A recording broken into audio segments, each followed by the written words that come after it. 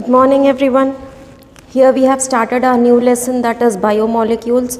We have seen this in the previous lecture, that how to do a chemical analysis as well as the elemental analysis. We have found that when we did this elemental analysis, we found these compounds like amino acids, nucleotides, monosaccharides. These are all the different compounds. We have found those fatty acids. Different compounds are present when we do we see different compounds when we do the elemental analysis. Now let us study let us study what are the compounds which we found when we do this elemental analysis. We have seen that we find amino acids. Amino acid is one compound which is present in the living organisms. It is one biomolecule which is present in the living organisms. So here, what actually are amino acids? What actually are amino acids? Here, amino acids, these are the compounds. Amino acids are the compounds which have a amino group. Amino acids are the compounds which have an amino group, which have an acidic group, which have an acidic group. Here they have a hydrogen and they have an R group. Here the compounds which have, for example, this is the carbon. These are the organic compounds. These amino acids, these are the organic compounds which have 4 groups attached to it, because the valency of carbon is 4. The valency of carbon is 4. So to this carbon 4 groups are attached. Now here one acidic group, one amino group, one H group and one R group. Amino acids, these are the compounds. These are the compounds which have an acidic group, an amino group, a hydrogen group and an R group. Here what happens is, this amino group we have, when we write it, let us write amino group, that is NH2. This is the amino group. Acidic group, here acidic amino group. Acidic is COOH. This is the acidic group. Carboxylic group, carboxylic acid. Here this is the hydrogen group and this is the R group. This R group is variant. It can be any, that is, this R group can be different. But in amino acid, these 3 groups will be the same and this R is variant. The R group will be different for different amino acid. But here NH2 group, that is amino group, will be present. Then acidic group, that is COOH, will be present, carboxylic acid. And then we have this a hydrogen group. So here to this alpha carbon, all these 4 groups are attached. So an alpha carbon, which will be consisting of a carboxylic group, a amino group, a hydrogen group and an R group. That compound, this compound is called as amino acid. It is called as amino acid. I said you, this R is variant. It can be any group. So if it is, it can be CH2, it can be another H, it can be one more hydrogen group, or it can be a CH2 group, or it can be CH2OH. So any group can be attached to it based on this variant. R group is the variant group. So based on this group, we have different amino acids. Many types of amino acids are found because of the R group. These 3 will always be same. In any amino acid, these 3 will be the same. The only difference which make the amino acid different is the R group. It is the R group. So R group is a variant. So in proteins, we said these amino acids, these are the basic units of proteins. Our body will be having proteins, and we have proteins in our body. So those proteins are made up of amino acids. These amino acids, they are the building block of proteins. Here, the proteins which are present in our body. So it will be having 21 amino acids. Amino acids are many. Depending on this R group, there are many number of amino acids. Okay, so but the proteins in our body, the proteins which are present in our body, they are made up of 21 amino acids. They are made up of 21 amino acids. And here this proteinaceous amino acids, that is the amino acids which helps in the formation of protein in our body. So there are 21 amino acids. Out of that many, only 21 amino acid helps in the formation of proteins in our body.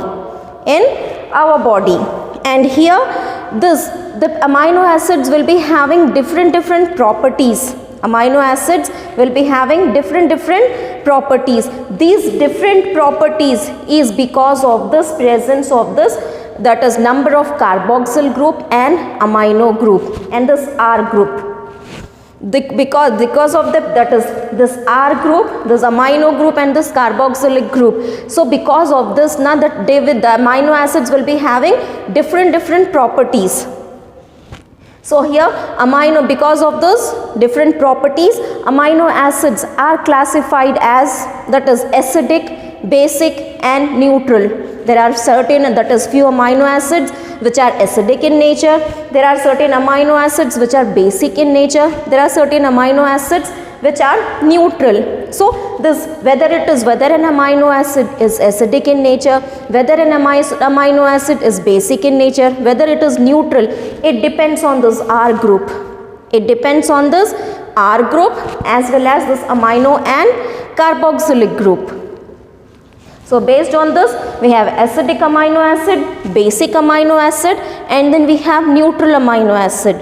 So example for acidic amino acid, glutamic acid. It is one type of amino acid. It is acidic in nature.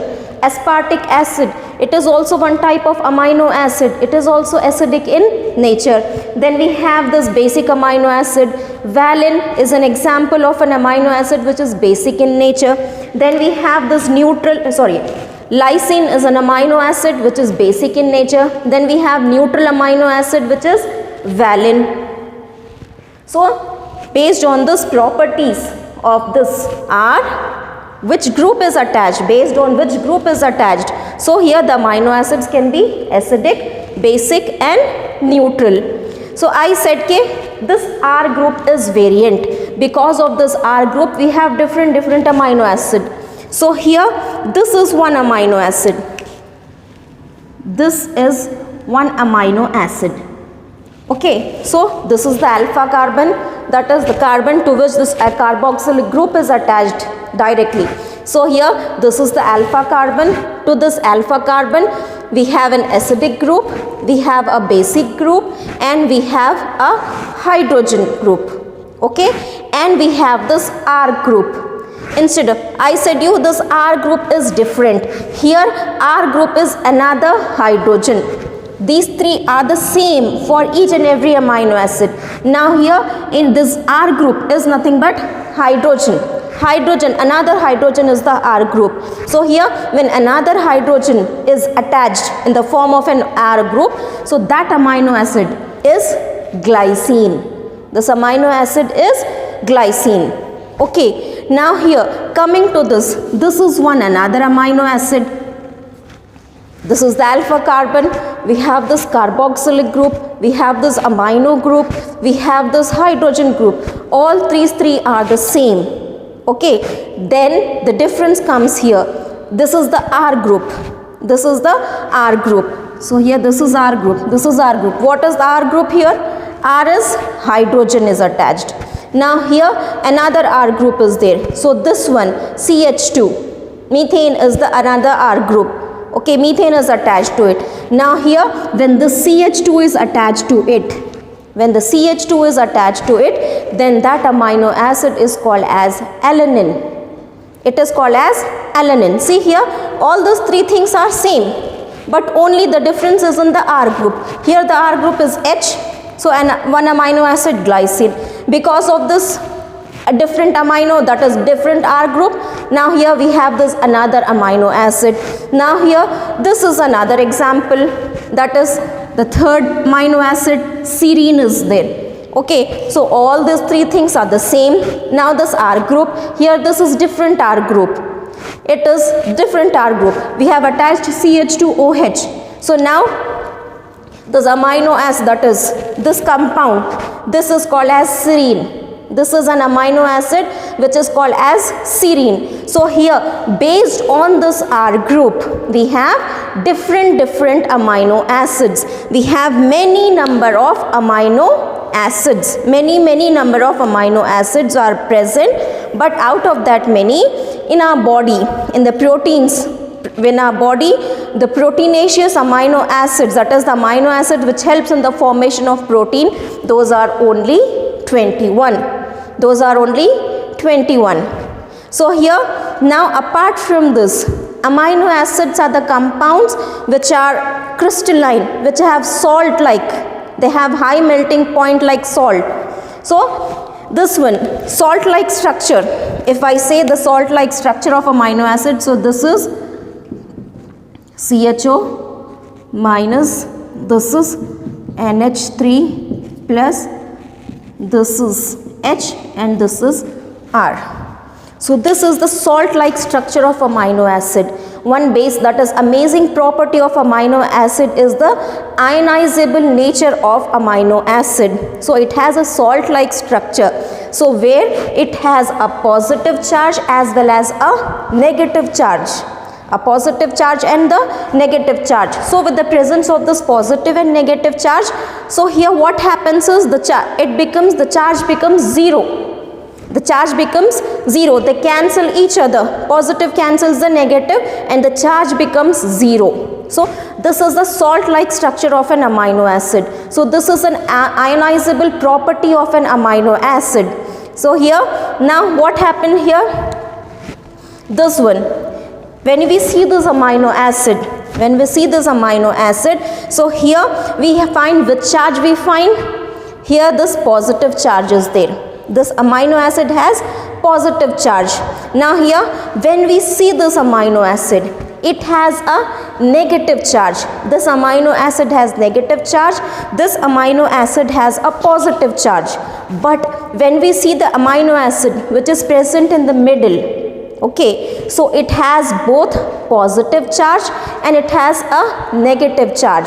So this positive and negative balances each other, and the resultant charge which is present on the amino acid is 0. It is 0. So this is the salt like structure of amino acid, and this is called as Zwitter ion.